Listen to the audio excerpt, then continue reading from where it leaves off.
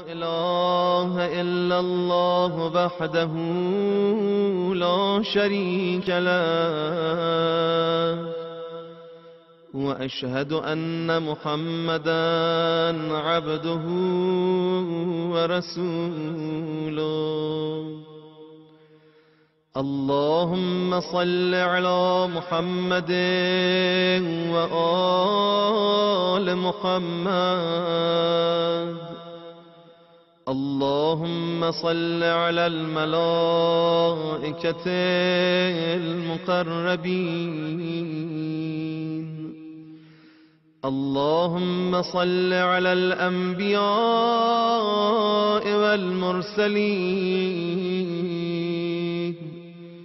اللهم صل على الأئمة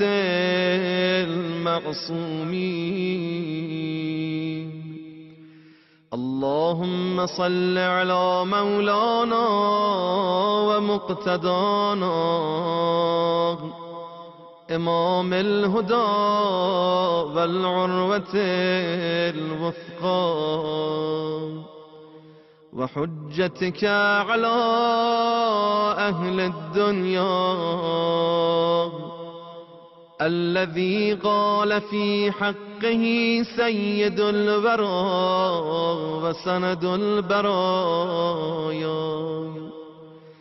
ستدفن بضعة مني بأرض خراسان ما زارها مكروب إلا نفس الله كربا ولا مذنب إلا غفر الله ذنبا اللهم بشفاعته المقبولة ودرجته الرفيعة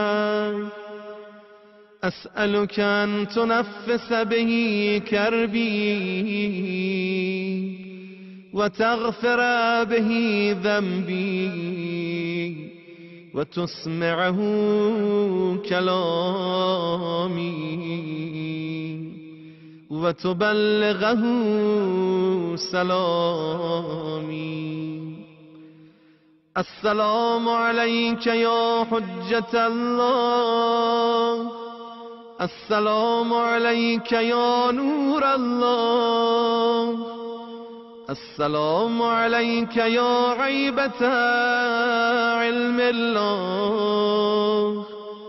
السلام عليك يا معدن حكمة الله السلام عليك يا حامل كتاب الله السلام عليك يا حافظ سر الله أنت الذي قال فيك قاتل الكفرة وقامع الفجر علي أمير المؤمنين ووصي رسول رب العالمين صلوات الله وسلامه عليه سيقتل رجل من ولدي بأرض خراسان بالسم ظلما اسمه اسمي واسم أبيه اسم ابن عمران موسى ألا فمن زاره في غربته غفر الله له ذنوبا ما تقدم منها وما تأخر ولو كانت مثل عدد النجوم وقطر الأمطار وورق الأشجار مولاي مولاي ها أنا واقف بين يديك وذنوبي مثل عدد النجوم وقطر الأمطار وورق الأشجار، وليس لي وسيلة إلى محوها إلا رضاك. مولاي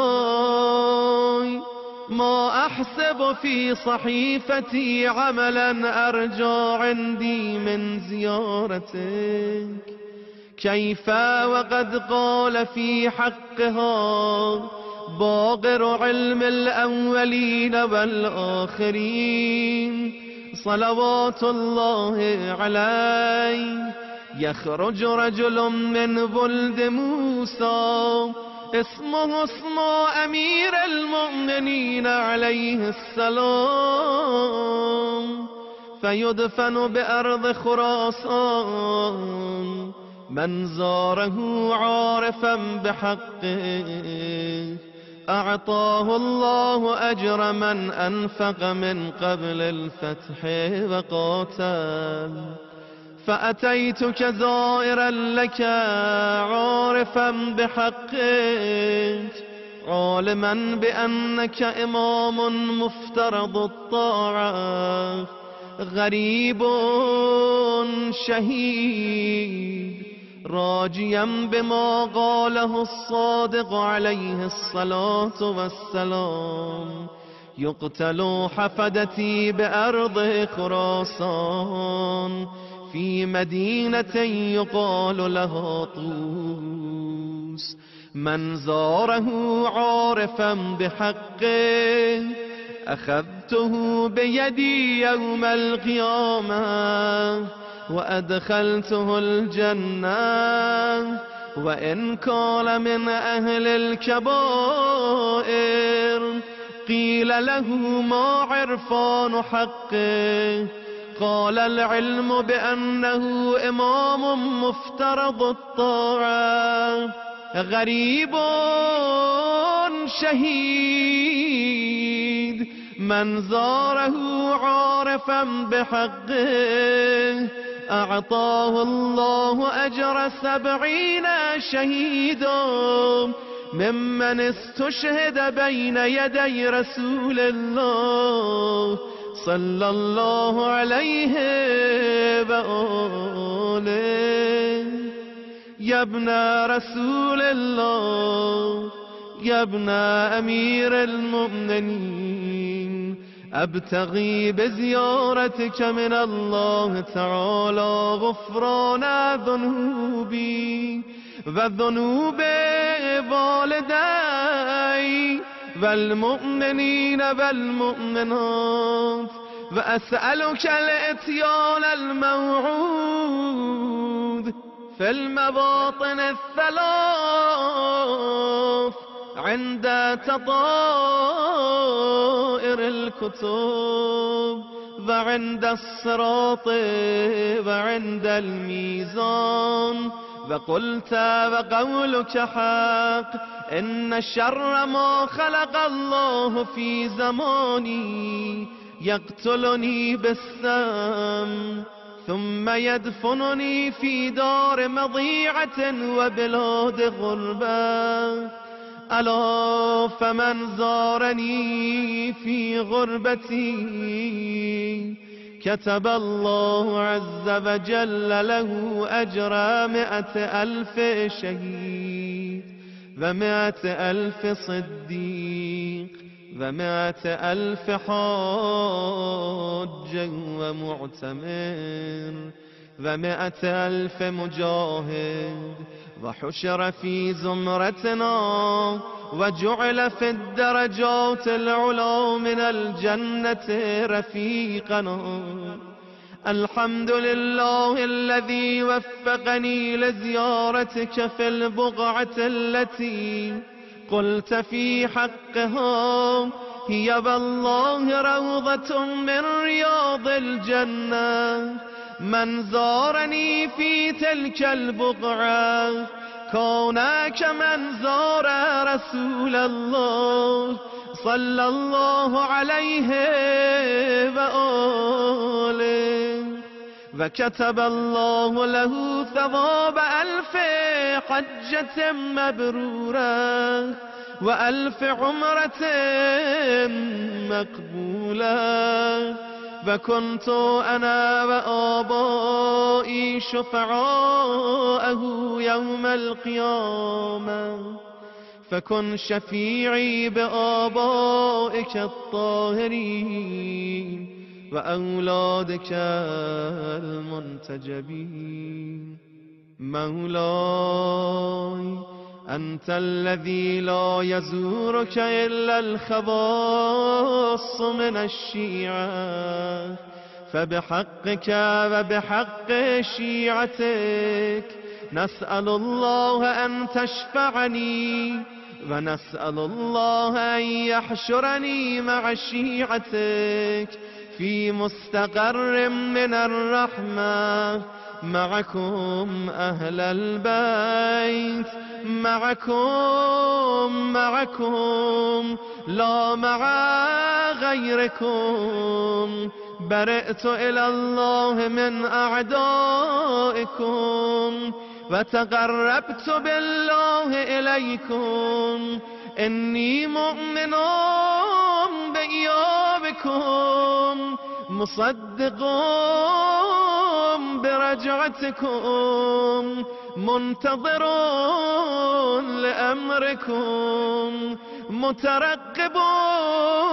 لدولتكم عارف بعظم شأنكم عالم بضلالة من خالفكم مبال لكم ولأوليائكم مبغض لأعدائكم عائذ بكم لائذ بقبوركم.